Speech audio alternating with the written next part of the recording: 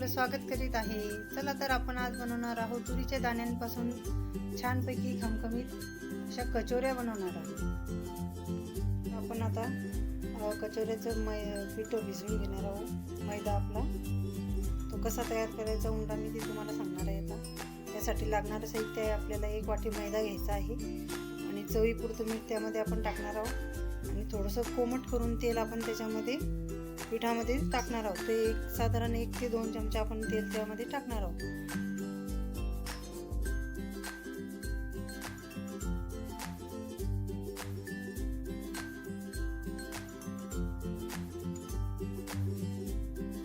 ते आपल्याला थोडं थोडं सोडायचं आहे।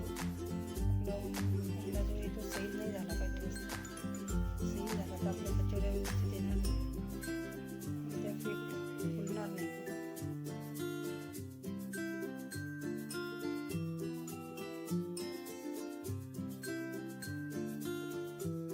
बघा आपला छान मऊ उंडा तयार झालेला आहे। हे बघा, जास्त आपल्याला कडक नाही करायचं आहे ते। आता हा आपण 5 ते 10 मिनिटं झाकून ठेवूया।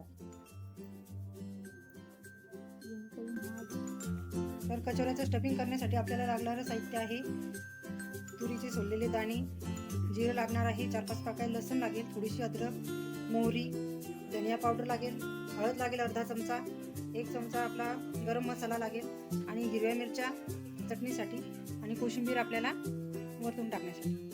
सर्वप्रथम आपण मिरच्या भाजून घेणार आहोत। मिरच्या जास्तही काळ्या नाही होऊ द्यायच्या आपल्याला।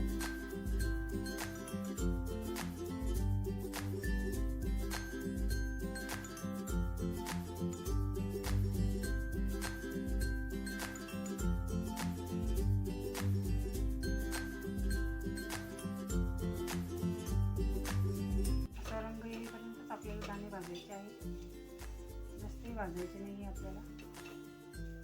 चला तर आपण गॅस बंद करून टाकूया आणि मिक्सरमधून मिरच्या, लसूण आणि अद्रक आणि दाणे सर्व एकत्र काढणार आहोत आपण।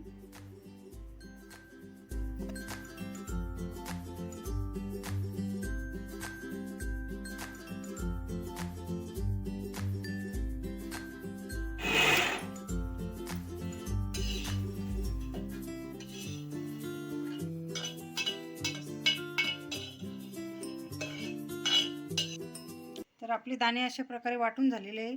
पाणी आपल्याला अजिबात घालायचं नाही आहे। दाणे हिरवे असल्यामुळे त्याच्यामध्ये ऑटोमॅटिक त्याला पाणी सुटते। हे बघा, आता आपण याला फोडणी देऊन घेणार। चला तर आता आपण कढई घेऊन दाण्याची आपली चटणी करून घेऊया, जेणेकरून कचोरीत भरायला आपल्याला ती तयार होऊन जाईल। त्याच्यामध्ये आपल्याला थोडंसं तेल टाकायचं आहे। तेल आपल्याला जास्त घालायचं नाही, थोडंसं तेल टाकणार आहोत। आपलं तेल गरम झालेलं आहे, आपण त्यामध्ये सर्व काही मोहरी टाकणार आहोत, त्यासोबतच जिरं टाकणार आहोत। जिरं आपलं छान झालेलं आहे, मोहरीला पण तडका आलेला आहे, आपण त्यामध्ये टाकून देणार आहोत।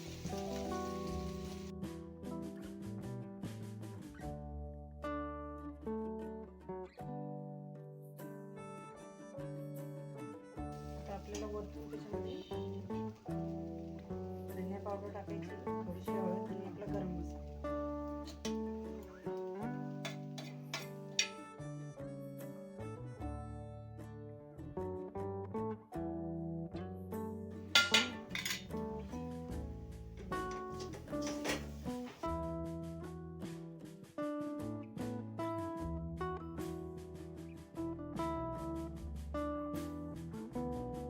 आपले दाणे छान झालेले आहे, आपण थोडंसं कोथिंबीर घालणार आहोत वरतून। हे बघा, आपल्याला जास्त होऊ द्यायचं नाही, कारण आपण दाणे आणि मिरच्या दोन्ही भाजून घेतलेले, त्याला छान असं तेल सुटलेलं आहे आणि म्हणजे ते शिजलं। हे बघा,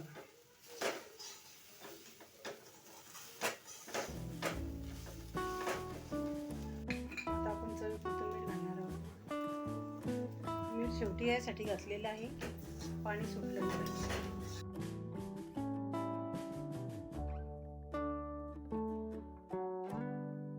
चला आपलं पीठ रेडी झालेलं आहे. आता हे बघा छान मऊ झालेलं आहे ते.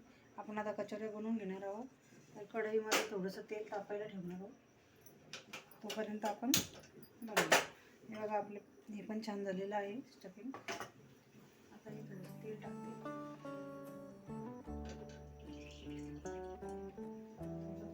आपण कचोरी बनवणार आहोत. छोटीच बनवायची आपल्याला, मिनी कचोरी. आपण एवढा उंडा घेणार आहोत. त्याला थोडंसं पीठ लावून, जास्त लाटायचं नाही आहे, पण एवढंच तिला लाटणार आहे. त्याच्यामध्ये आता हे भरायचं आहे आपल्याला. हे बघा इतकं टाकणार आहोत आपण, जास्तही नाही टाकायचं. अशा प्रकारे आपण याला बंद करणार आहोत. थोडंसं एक्स्ट्रा काढून घेऊ.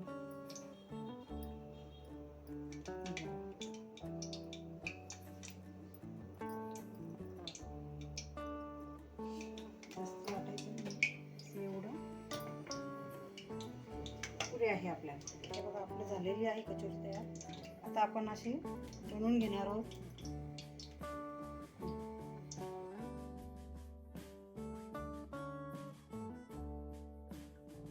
आपल्या कचोऱ्या तयार करून झालेल्या आहे आणि तेलही गरम झालेलं आहे. गॅस थोडा कमीच ठेवायचा आहे, तेल जास्त गरम नाही पाहिजे.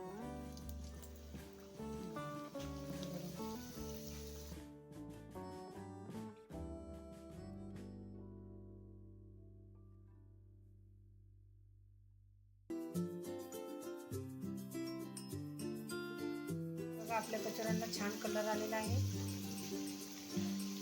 जास्तही आपल्याला ते लाल नाही होऊ द्यायचे आहे.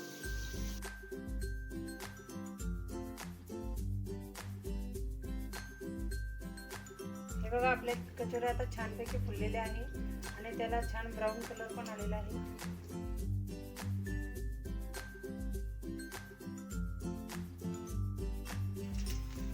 कचोऱ्यासोबत खाण्यासाठी आपण छान हिरव्या मिरच्या तळलेल्या आहेत आणि आता आपण त्या सर्व करणार आहोत.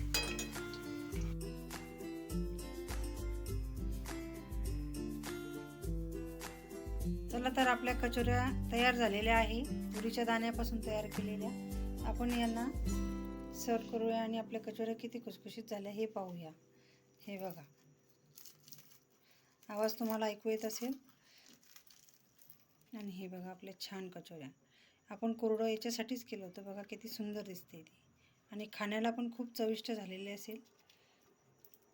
तर आमचा व्हिडिओ आवडला असेल तर लाईक करा, शेअर करा आणि सबस्क्राईब करा.